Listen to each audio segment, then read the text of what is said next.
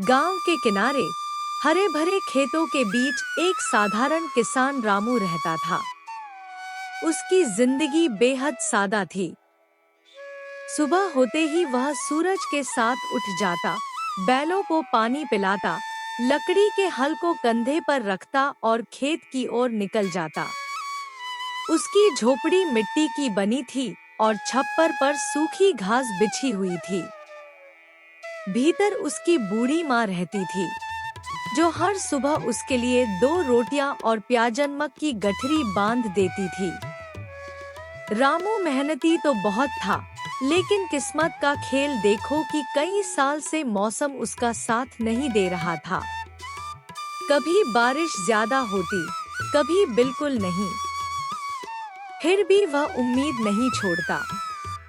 उस दिन भी रामू खेत में हल चला रहा था। सूरज सिर पर चढ़ आया था और पसीना उसकी पीठ को तरबतर कर रहा था।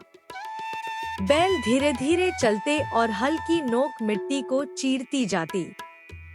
रामू ने बैलों को रोका और पेड़ की छांव में बैठकर माँ की बांधी हुई गठरी खोली। उसमें मोटी ज्वार की रोटी और प्याज रखा था। जैसे ही उसने पहला टुकड़ा तोड़ा, अचानक पास के पेड़ से धप की आवाज आई। रामू चौंका। देखा तो एक छोटा सा बंदर जमीन पर कूद पड़ा था।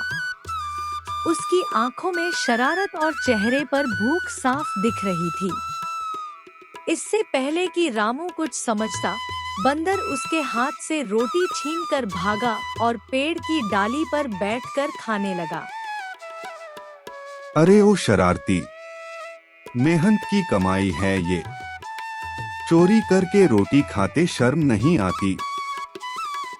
बंदर ने रोटी का बड़ा सा टुकड़ा मुंह में डालते हुए मुस्कुराया और बोला, किसान भाई, गुस्सा क्यों करते हो? मैं भूखा था, 3 दिन से पेट में कुछ नहीं गया। अगर तुम्हें बुरा लगे तो आधी रोटी तुम रख लो, आधी मुझे दे दो। दोस्ती पक्की हो जाएगी। रामू हैरान रह गया। उसकी आंखें फैल गईं। अरे तू तो बोलता है। बंदर होकर इंसानों जैसी भाषा बोलता है। हाँ बिल्कुल, नाम है मेरा मोहन। जंगल से भटककर यहाँ आया हूँ। सोचा कि इंसान दोस्त बनाए तो जिंदगी आसान होगी। ठीक है, तूने चोरी तो की पर सच भी बोला। चलो आधी रोटी मैं रखता हूँ, आधी तू खा ले। मगर एक शर्त है। कौन सी शर्त? अब से तू मेरा दोस्त होगा। जब मैं खेत में काम करूंगा तो तू मेरी मदद करेगा। बीज बोते समय पंछियों को भगाना और खेत में रखवाली करना तेरी जिम्मेदारी होगी। मान गया दोस्त, अब से तेरे खेत का रखवाला मैं हूँ। उस दिन से रामू और मोहन की दोस्ती शुरू हो गई।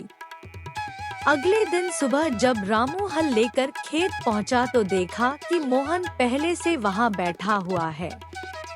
जैसे ही कोई कौवा खेत में उतरने की कोशिश करता, मोहन जोर से चिल्लाता, भाग जा रे, ये खेत मेरा और मेरे दोस्त का है। वाह मोहन, तू तो सच में रखवाला निकला। अब मेरी मेहनत बेकार नहीं जाएगी। तो फिर मेहनत का हिस्सा मेरा भी होगा। जब फसल कटेगी तो मीठे मीठे फल और अनाज का हिस्सा मुझे भी देना पड़ेगा। ठीक है, दोस्ती में हिसाब किताब नहीं होता।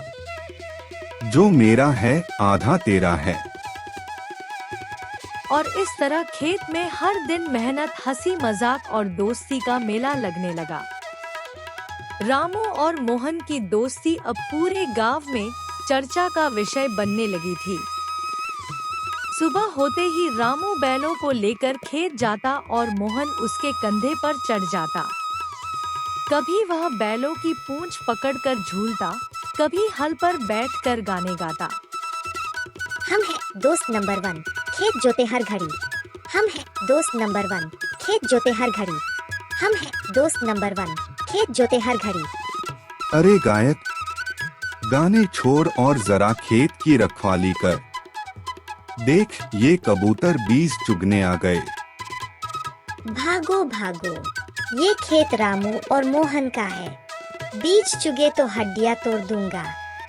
गांव के कुछ बच्चे यह नजारा देखकर तालियां बजाने लगे। वाह, रामू काका का बंदर तो बोलता भी है और काम भी करता है। कितना मजेदार है। धीरे धीरे गांव के लोग रामू की तारीफ करने लगे। वे कहते, रामू गरीब जरूर है, पर उसका भाग्य देखो, ऐसा साथी किसे मिलता है। एक दिन की बात है, जब रामू खेत जोत रहा था, तभी गांव का जमींदार लाला सेठ वहां आया। उसकी आंखों में लालच साफ झलक रहा था। रामू, तेरी मेहनत तो खूब है, लेकिन हालात तो तुझे कभी आगे नहीं बढ़ने देंगे। तू क्यों न अपना खेत मुझे बेच दे। तेरे खेत के बदले में तुझे थोड़ा पैसा और अनाज दे दूंगा। लाला सेठ, ये खेत मेरे बाप दादाओं की निशानी है। चाहे कितनी मुसीबत आ जाए, इसे मैं कभी नहीं बेचूंगा। और सुन, ज्यादा लालच किया तो मूंछें नोच कर झाड़ू बना दूंगा। रामू, तू और तेरा ये पालतू बंदर दोनों एक दिन पछताओगे। पछताना मुझे आता नहीं सेठ। मैं मेहनत करता हूँ और मेरे पास सच्चा साथी है। यही मेरी ताकत है। लाला सेठ गुस्से में बड़बड़ाता हुआ वहां से चला गया।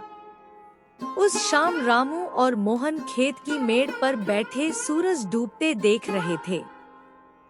मोहन, लगता है लाला सेठ हमें चैन से नहीं रहने देगा, पर मैं डरूंगा नहीं। डरने की जरूरत ही क्या है। जब तक मैं हूँ, तुझे कोई नुकसान नहीं पहुँचा सकता। तेरी फसल, तेरी मेहनत और तेरी इज्जत की रखवाली मेरी जिम्मेदारी है। सच कहूँ दोस्त, तू मेरी सबसे बड़ी ताकत है। गांव के दूसरे किसान भी धीरे धीरे रामू से सीखने लगे। उन्होंने कहा, रामू, तेरी मेहनत और तेरे दोस्त की मदद ने हमें हिम्मत दी है। हम भी अब हार नहीं मानेंगे। अगर इंसान और जानवर भी मिलकर काम करें, तो नामुमकिन कुछ नहीं रहता।